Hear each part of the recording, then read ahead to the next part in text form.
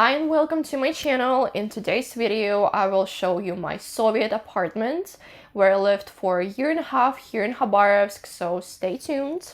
By the way, don't be offended by the message on my t-shirt. It's not for you, it's for KGB. So this apartment costs $350 in a month, and I quite like this apartment, even though it's really small. It's like a micro studio apartment, but it's located in the very center of Khabarovsk. It's so convenient to get to anywhere, and really close I have like a huge grocery store, a mall, a few coffee shops here. It's very important, as you can tell. I have like really nice apartment owners. They bought me a fucking air conditioner because I said it was kind of hot in here, and they'd be like, okay, we're gonna buy you an AC. I think they bought 3 rooms in here because technically it's called a room in a dormitory.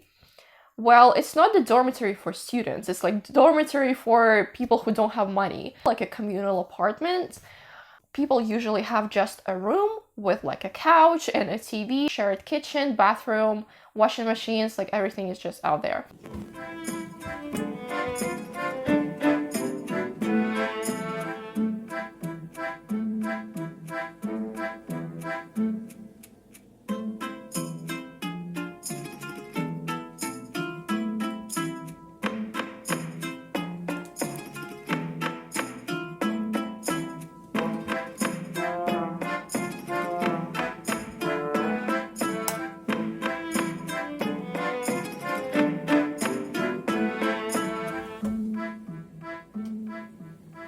But my apartment owners converted this apartment into micro studio, so I have my own bathroom, my own kitchen, and I don't use everything that people share. When you walk out of your apartment slash room, you usually would see some granny who is frying some fish and boiling some potatoes in the kitchen.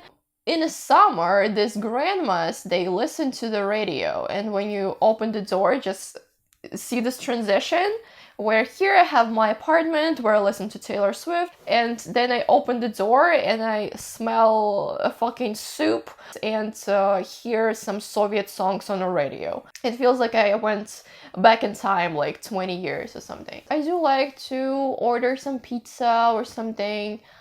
Delivery guys just can't get to me, which might be good because KGB also wouldn't find me. These grannies, they wouldn't let him in. I ordered pizza the other day, and I couldn't hear the guy knocking, but I heard her yelling in the hallway. And she's like, "What pizza? I didn't order pizza. We don't need this pizza." And I opened the door and I said, no, it's fine. It's mine. It's okay. Like, don't yell at the guy. And I opened the door to the delivery guy, and he was laughing his ass out. And I had quite a few stories like that, so it's not always convenient to deliver stuff here. But all of the rest, the apartment is pretty new and pretty clean. Rent is cheap. It is a good location, so for the most part, I am satisfied with this apartment, but it's just kind of funny sometimes with these grannies. So here is the entrance of my apartment. Here is the mirrored wardrobe, my very straight Orthodox Christian backpack, my coat here, some shoes, some hats, lint roller, and the most importantly, pepper spray, because you'll never know what you can face here. There is a mirror, hello people, and behind this mirror there is some shelves and hooks, and from the entrance we go straight into the kitchen, if you can call it like that. I really like this marble thingy that I have here. There's an induction stove that I still didn't get used to. There's actually a trash can out here. There are 2 shelves with all of my blueberry tea, my buckwheat pasta, salt and sugar, and the other things like the Soviet pot. Here is my fridge with the freezer, and here's my microwave.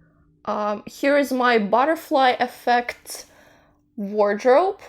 Kind of childish, but it's new, so I don't complain.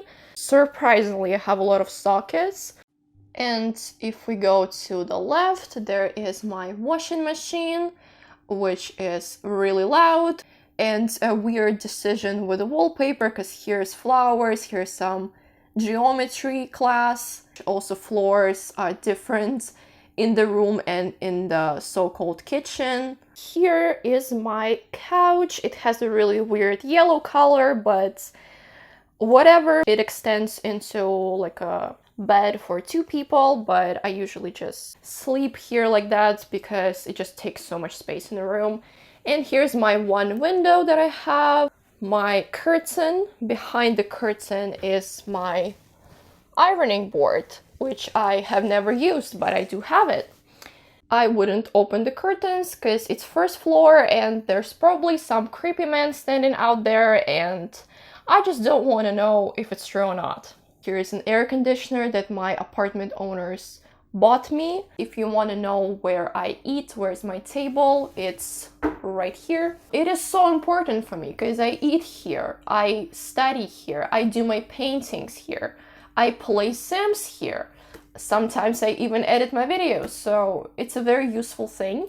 And it also extends to a slightly bigger table.